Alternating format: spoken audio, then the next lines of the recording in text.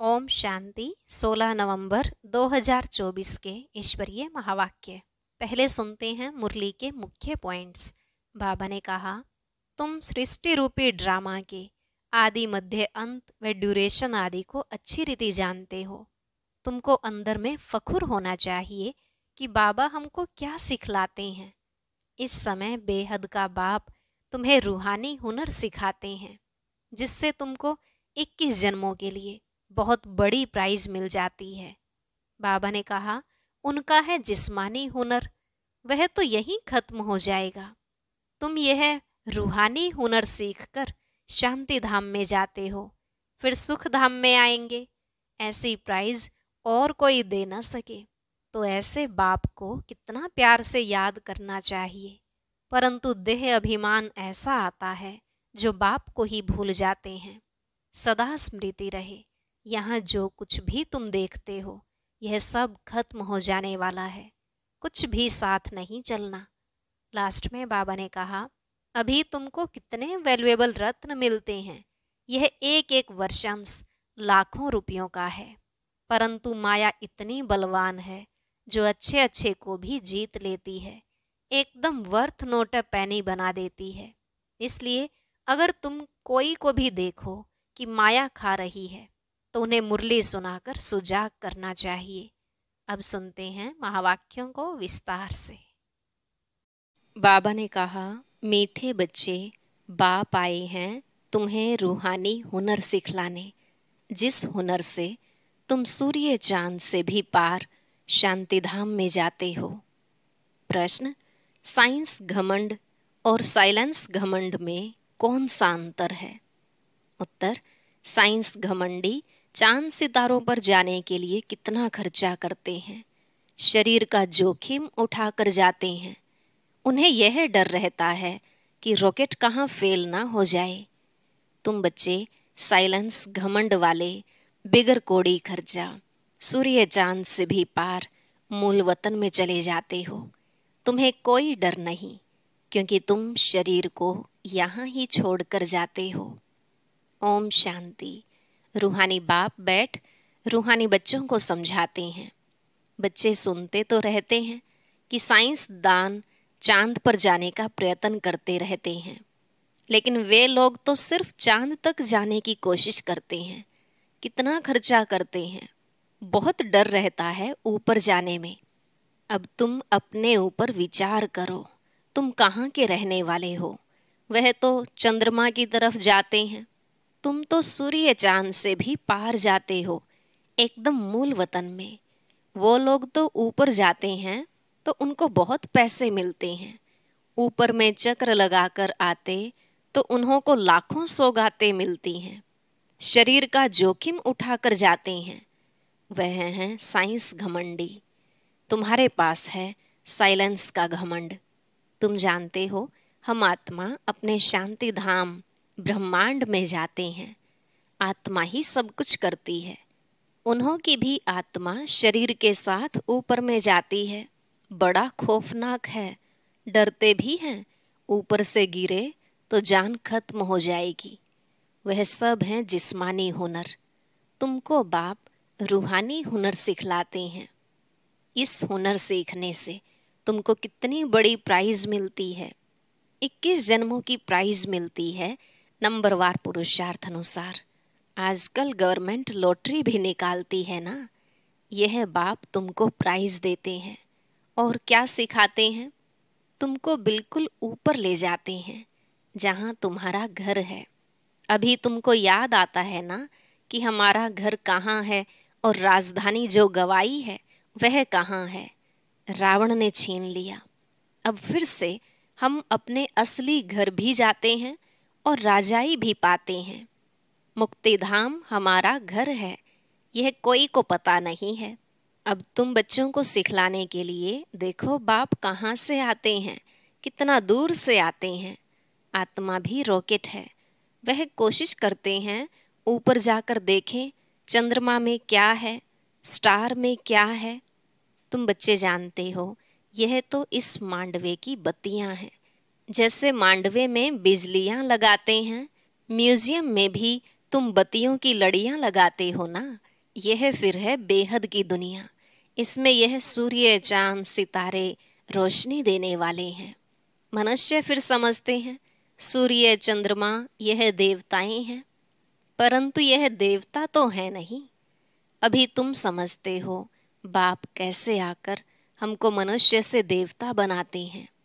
यह ज्ञान सूर्य, ज्ञान चंद्रमा और ज्ञान लकी सितारे हैं। ज्ञान से ही तुम बच्चों की सदगति हो रही है। तुम कितना दूर जाते हो।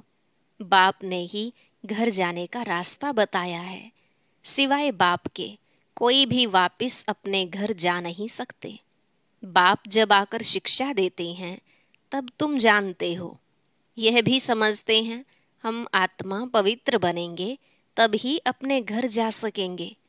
फिर या तो योग बल से या सजाओं के बल से पावन बनना है। बाप तो समझाते रहते हैं जितना बाप को याद करेंगे उतना तुम पावन बनेंगे। याद नहीं करेंगे तो पतित ही रह जाएंगे। फिर बहुत सजा खानी पड़ेगी और पद भी भ्रष्ट हो जाएगा। बाप खुद बैठ तुमको समझाते हैं तुम ऐसे ऐसे घर जा सकते हो। ब्रह्मांड क्या है, सूक्ष्म वतन क्या है, कुछ भी पता नहीं। स्टूडेंट पहले थोड़े ही कुछ जानते हैं। जब पढ़ना शुरू करते हैं तो फिर नॉलेज मिलती है। नॉलेज भी कोई छोटी कोई बड़ी होती है। आईसीएस का इम्तिहान दिया तो फिर कहेंगे नॉलेजफुल। इससे ऊंच नॉलेज कुछ होती नहीं। अब तुम भी कितनी उच्च नॉलेज सीखते हो। बाप तुमको पवित्र बनने की युक्ति बताते हैं कि बच्चों मामेकम याद करो तो तुम पतित से पावन बनेंगे। असल में तुम आत्माएं पावन थी, ऊपर अपने घर में रहने वाली थी। जब तुम सतयुग में जीवन मुक्ति में हो तो बाकी सब मुक्ति धाम में रहते हैं। मुक्ति और जीवन मुक्ति दोनों को हम शिवालय कह सकते हैं। मुक्ति में शिव बाबा भी रहते हैं, हम बच्चे भी रहते हैं। यह है रूहानी हाईएस्ट नॉलेज। वह कहते हैं हम चांद के ऊपर जाकर रहेंगे। कितना माथा मारते हैं, बहादुरी दिखाते हैं। इतने मल्टी मिलियन माइल ऊपर जाते हैं लेकिन उन्हों की आश पूर्ण नहीं होती है और तुम्हारी आश पूरी हो जाती है। उनका है झूठा जिस्मानी घमंड, तुम्हारा है रूहानी घमंड। वह माया की बहादुरी कितनी दिखाते हैं। मनुष्य कितनी तालियां बजाते हैं, बधाइयां देते हैं। मिलता भी बहुत है, करके 5-10 करोड़ मिलेंगे।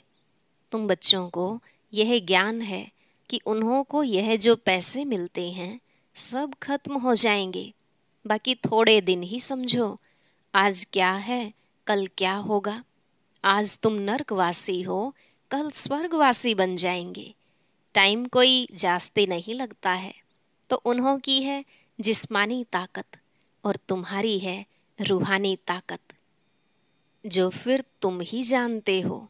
वह जिस्मानी ताकत से कहाँ तक जाएंगे, चांद सितारों तक पहुँचेंगे और लड़ाई शुरू हो जाएगी। फिर वह सब खत्म हो जाएंगे। उन्हों का हुनर यहाँ तक ही खत्म हो जाएगा। वह है जिस्मानी हाईएस्ट हुनर, तुम्हारा है रूहानी हाईएस्ट हुनर। तुम शांति धाम में जाते हो, उसका नाम ही है स्वीट होम। वो लोग कितने ऊपर जाते हैं और तुम अपना हिसाब करो, तुम कितने माइल्स ऊपर में जाते हो। तुम कौन? आत्माएं। बाप कहते हैं मैं कितने माइल ऊपर में रहता हूँ, गिनती कर सकेंगे? उन्हों के पास तो गिनती है। बतलाते हैं इतने माइल ऊपर में गए फिर लौट आते हैं। बड़ी खबरदारी रखते हैं, ऐसे उतरेंगे, यह करेंगे। बहुत आवाज़ होता है। तुम्हारा क्या आवाज़ होगा? तुम कहाँ जाते हो, फिर कैसे आते हो, कोई पता नहीं। तुमको क्या प्राइज मिलती है यह भी तुम ही जानो। वंडरफुल है, बाबा की कमाल है, किसको पता नहीं। तुम तो कहेंगे यह नई बात थोड़े ही है। हर 5000 वर्ष बाद वह अपनी यह प्रैक्टिस करते रहेंगे। तुम इस सृष्टि रूपी ड्रामा के आदि मध्य अंत ड्यूरेशन आदि को अच्छी रीति जानते हो। तो तुमको अंदर फखुर होना चाहिए। बाबा हमको क्या सिखलाते हैं? बहुत ऊंचा पुरुषार्थ करते हैं, फिर भी करेंगे। यह सब बातें और कोई नहीं जानते। बाप है गुप्त। तुमको कितना रोज समझाते हैं, तुमको कितनी नॉलेज देते हैं। उन लोगों का जाना है हद का, तुम बेहद में जाते हो। वह चंद्रमा तक जाते हैं। अब वह तो बड़ी बड़ी बत्तियां हैं और तो कुछ है नहीं। उनको धरनी बहुत छोटी देखने में आती है। तो उन्हों की जिस्मानी नॉलेज और तुम्हारी नॉलेज में कितना फर्क है। तुम्हारी आत्मा कितनी छोटी है, परंतु रॉकेट बड़ा तीखा है। आत्माएं ऊपर में रहती हैं, फिर आती हैं पार्ट बजाने। वह भी सुप्रीम आत्मा है, परंतु उनकी पूजा कैसे हो? भक्ति भी जरूर होनी ही है। बाबा ने समझाया है, आधा कल्प है ज्ञान दिन, आधा कल्प है भक्ति रात। अभी संगम युग पर तुम ज्ञान लेते हो। सतयुग में तो ज्ञान होता नहीं, इसलिए इसको पुरुषोत्तम संगम युग कहा जाता है। सबको पुरुषोत्तम बनाते हैं। तुम्हारी आत्मा कितना दूर दूर जाती है, तुमको खुशी है ना? वह हुनर सिखाते हैं तो बहुत पैसे मिलते हैं। भल कितना भी मिले, परंतु तुम समझते हो वह कुछ भी साथ चलना नहीं है। अभी मरे कि मरे, सब खत्म हो जाने वाला है। अभी तुमको कितने वैल्यूएबल रत्न मिलते हैं, इनकी वैल्यू कोई गिनी नहीं जाती।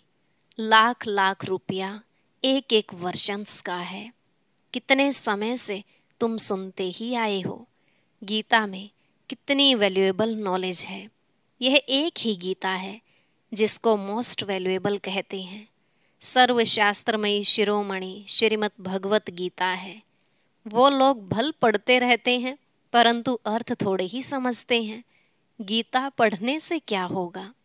अब बाप कहते हैं, मुझे याद करो तो तुम पावन बनेंगे। भल वह गीता पढ़ते हैं, परंतु एक का भी बाप से योग नहीं।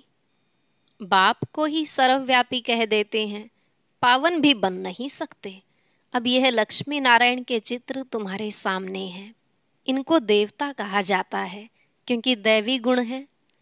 तुम आत्माओं को पवित्र बन, सबको अपने घर जाना है।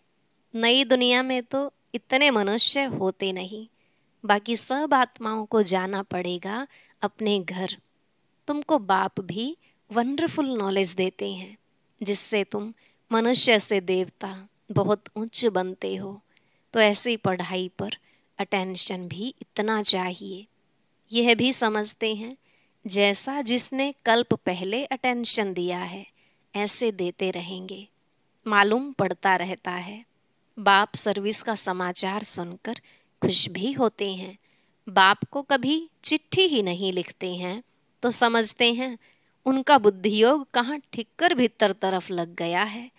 देह अभिमान आया हुआ है, बाप को भूल गए हैं। नहीं तो विचार करो, लव मैरिज होती है तो उनका कितना आपस में प्यार रहता है।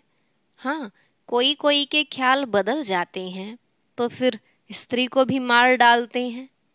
यह तुम्हारी है उनके साथ लव मैरिज। बाप आकर तुमको अपना परिचय देते हैं, तुम आप ही परिचय नहीं पाते हो, बाप को आना पड़ता है। बाप आएगा तब जबकि दुनिया पुरानी होगी। पुरानी को नई बनाने जरूर संगम पर ही आएंगे। बाप की ड्यूटी है नई दुनिया स्थापन करने की। तुमको स्वर्ग का मालिक बना देते हैं, तो ऐसे बाप के साथ कितना लव होना चाहिए। फिर क्यों कहते हैं कि बाबा हम भूल जाते हैं? कितना ऊंचते ऊंच बाप है, इनसे ऊंचा कोई होता ही नहीं। मनुष्य मुक्ति के लिए कितना माथा मारते उपाय करते हैं, कितनी झूठ ठगी चल रही है। महर्षि आदि का कितना नाम है। गवर्नमेंट 10-20 एकड़ जमीन दे देती है। ऐसे नहीं कि गवर्नमेंट कोई इररिलीजियस है, उनमें कोई मिनिस्टर रिलीजियस है, कोई अनरिलीजियस है, कोई धर्म को मानते ही नहीं। कहा जाता है रिलीजन इज माइट। क्रिश्चियन में माइट थी ना, सारे भारत को हप करके गए।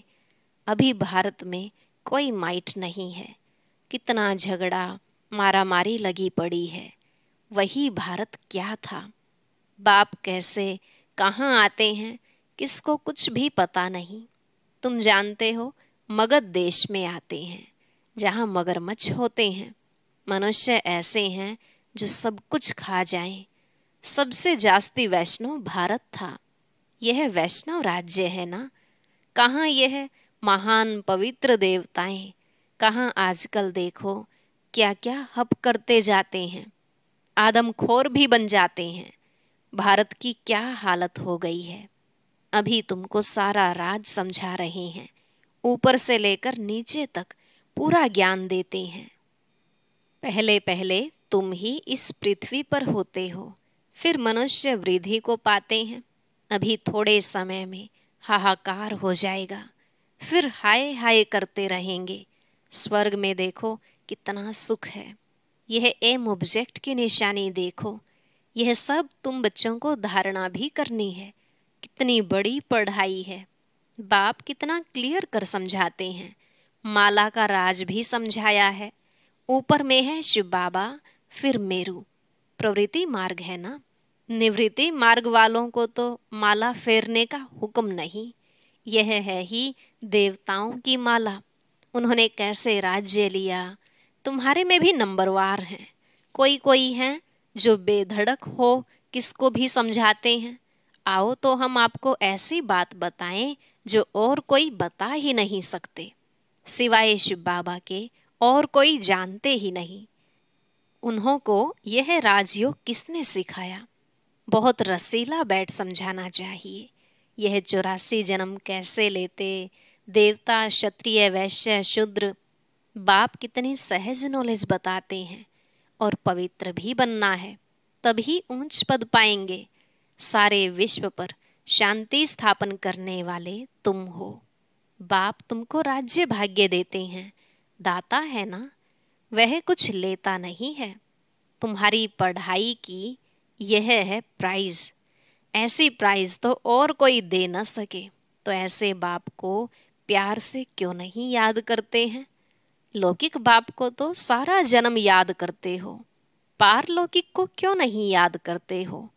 बाप ने बताया है यह युद्ध का मैदान है। टाइम लगता है पावन बनने में। इतना ही समय लगता है जब तक लड़ाई पूरी हो। ऐसे नहीं जो शुरू में आए हैं वह पूरे पावन होंगे। बाप कहते हैं माया की लड़ाई बड़ी जोर से चलती है। अच्छे अच्छे को भी माया जीत लेती है। इतनी तो बलवान है। जो गिरते हैं वह फिर मुरली भी कहाँ सुने। सेंटर में तो आते ही नहीं, तो उनको कैसे पता पड़े। माया एकदम वर्थ नोट पैनी बना देती है। मुरली जब पढ़ें तब सुजाग हों, गंदे काम में लग जाते हैं। कोई सेंसिबल बच्चा हो जो उनको समझावे तुमने माया से कैसे हार खाई है। बाबा तुमको क्या सुनाते हैं। तुम फिर कहाँ जा रहे हो।